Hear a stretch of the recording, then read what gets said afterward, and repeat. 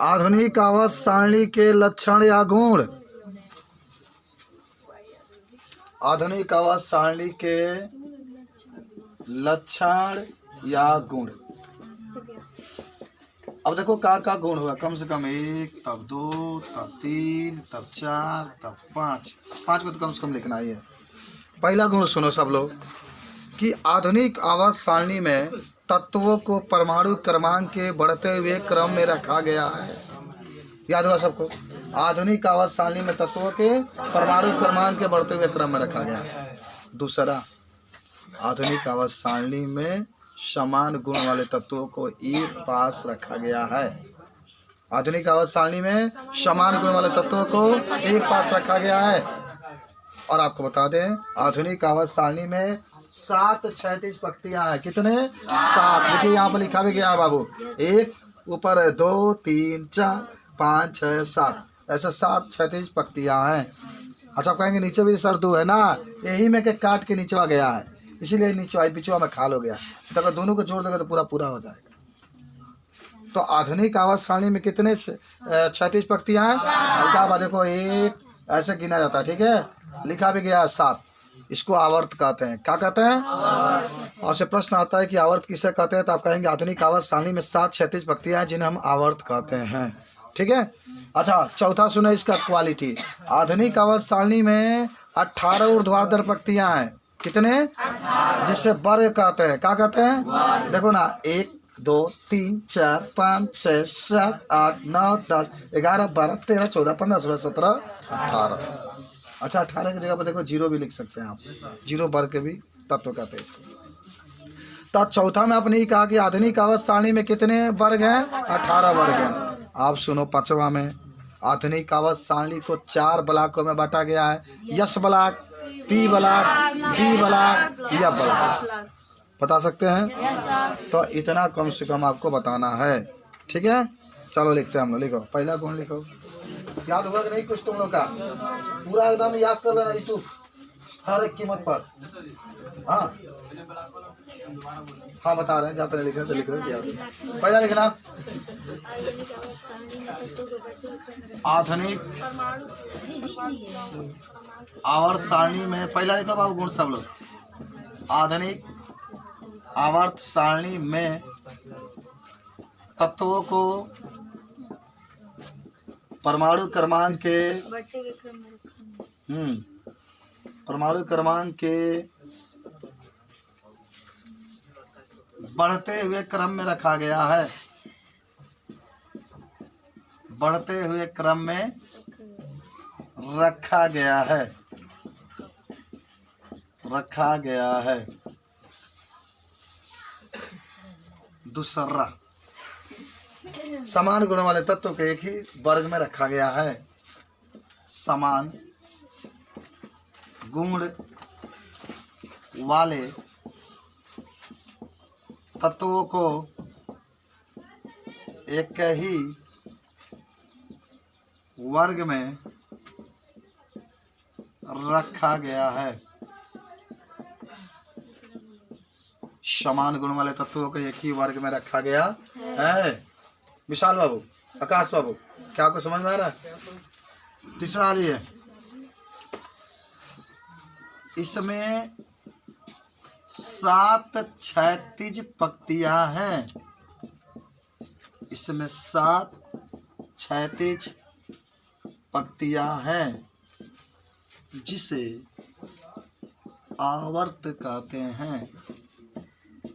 जिसे आवर्त कहते हैं। जिसे आवर्त कहते हैं। इसमें 7 क्षैतिज पंक्तियां हैं जिसे आवर्त कहते हैं। आगे लिखना। चौथा लिखना बाबू, इसमें 18 ऊर्ध्वाधर पंक्तियां हैं। 18 ऊर्ध्वाधर पंक्तियां हैं जिसे दिलदार वर्ग कहते हैं। कभी मत भुलाना इसको, दिलदार वर्ग कहते हैं। देखो, दिलदार है। दिलदार किसे कहा जाता है? दिलदार वो होता है जो अपने साथ किसी 10-15 लोगों को जुड़ा रहता है, उसी को दिलदार कहते हैं। मखचूस बन जाएगा तो तारे साथ एक आदमी ना रही, दिलदार बनना पड़ेगा, दिल लगाना पड़ेगा लोगों से। तो एक इनमें क्वालिटी है, एक वर्ग चुनाव करता है, एक में तो इनमें 6 गो रखल अपना साथ, 6 गो दिलदार बतावी रखा है। वर्ग 2 में देखो वो 5 गो दिलदार बताव रखा है, इनमें देखो, इनमें देखो, ये बात होता है। 5 आ जाओ। हाँ खर्चा किया इसलिए रखा है। अगला लिखे ना, आधुनिक आवाज सारणी में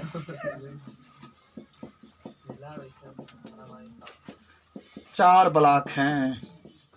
ब्लॉक माने, ब्लॉक हिंदी में बताओ क्या कहते हैं? गोछ। ब्लॉक माने क्या होता है बताओ?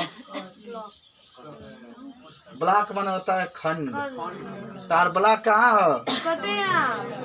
या तुमको यूपी वाला, तुमको होगा बिहार वाला कटिया। तो ब्लॉक माने होता है खंड। आधुनिक आवाज सारणी में 4 ब्लॉक हैं। यस ब्लॉक, कमा कर दो पी ब्लॉक, कमा कर दो डी ब्लॉक, कमा कर दो या ब्लॉक। अगर आपसे मैं कल पूछूं तो क्या आप लोग जवाब दे देंगे इसको? बहुत आसान हो गया ना आपके लिए, केमिस्ट्री बहुत आसान है, बहुत ईजी है। स्कूल में तो पूरे 10 मिनट नहीं पढ़ाते। ठीक बनो उन्हें तैयारी दिखा के नहीं दिखाई दे रहेगा। चलिए आते हैं हम लोग, अगला हेडिंग बना लीजिएगा संक्रमण तत्व। संग पढ़ लेते ठीक, तो अपन विषय तो कब पढ़ लिया और क्या वो फिलहाल हमनी को लिखा के सबको लिख लिए, जल्दी लिखो। अब हेडिंग बना लो संक्रमण तत्व, सब हेडिंग बनाओ। आज तुम लोग याद करा देते हैं संक्रमण तत्व, ट्रांजिटिव एलिमेंट। 100% नहीं बता सकते। अगर आगे आदेश तो मैं आपको बता सकता हूँ, लेकिन अभी तक आया नहीं तो कैसे करें? तो देखो ये बात सही है ना, कहीं भी मैसेज आएगा 10 बजे के बाद आएगा, ऑफिस खुले वालेगा तो वो सब करते हैं अपना। वो जब तक वो 10 नहीं बजेगा ना तब तक ऐलान किया ही नहीं जाएगा। न्यूज वाले भी नहीं कर सकते जब तक सरकार आदेश नहीं करेगा। तो चलिए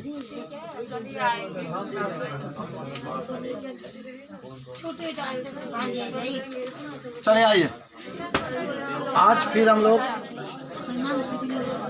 एक संक्रमण तत्व, आगे का पढ़ेंगे संक्रमण तत्व माने बायोलॉजी है तो तुमको बताते नहीं हम, हाँ?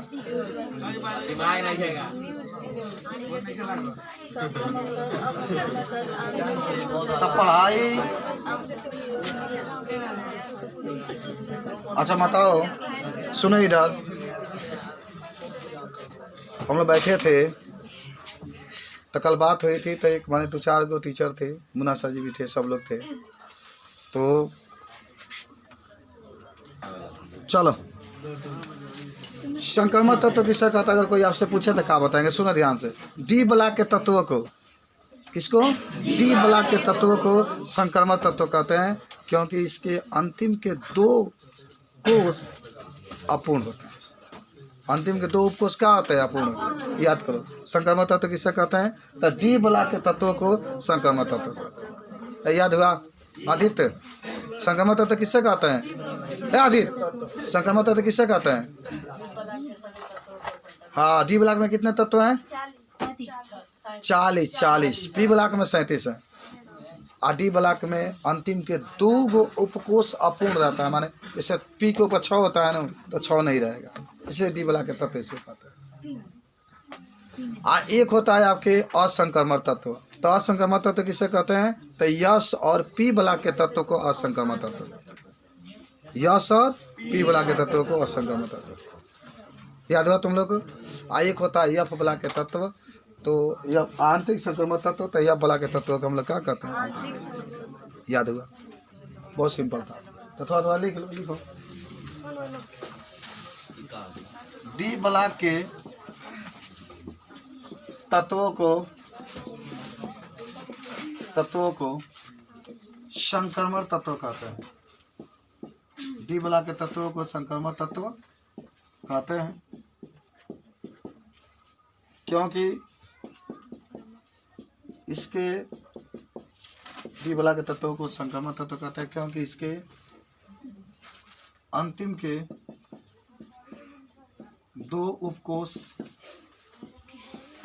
दो उपकोष अपूर्ण रहते हैं, अपूर्ण रहते हैं या अपूर्ण होते हैं, अपूर्ण रहते हैं। उपकोष कितने होते हैं? 4। आगे मैं सब पढ़ाऊंगा, SPDF, ठीक है, इसको पढ़ा जाएगा, लेकिन थोड़ा सा आप जानिए उपकोष वही होता है। लिखा गया सबका संक्रमण तत्व में। अच्छा, इसमें जरूर कहीं नोट कर लेना कि संक्रमण तत्व 40 है।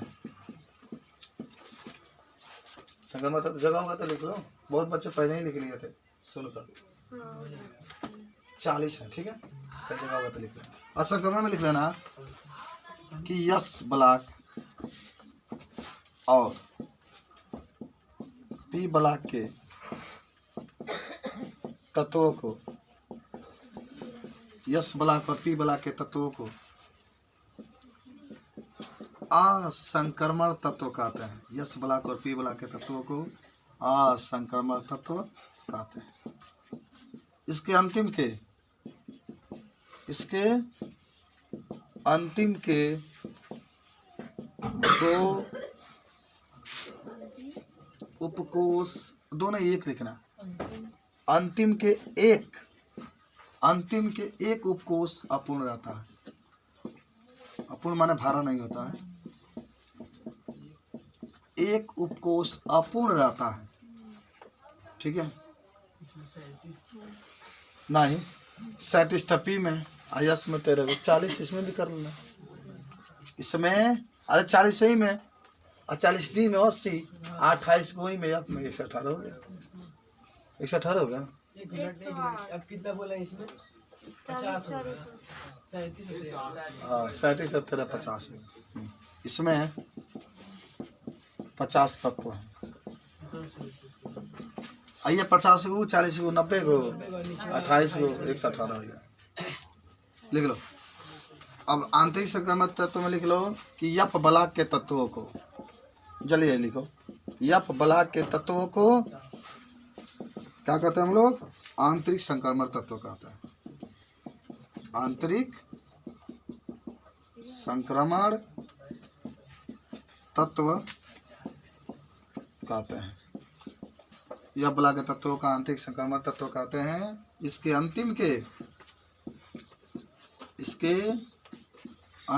के 3 उपकोष अपूर्ण होते हैं।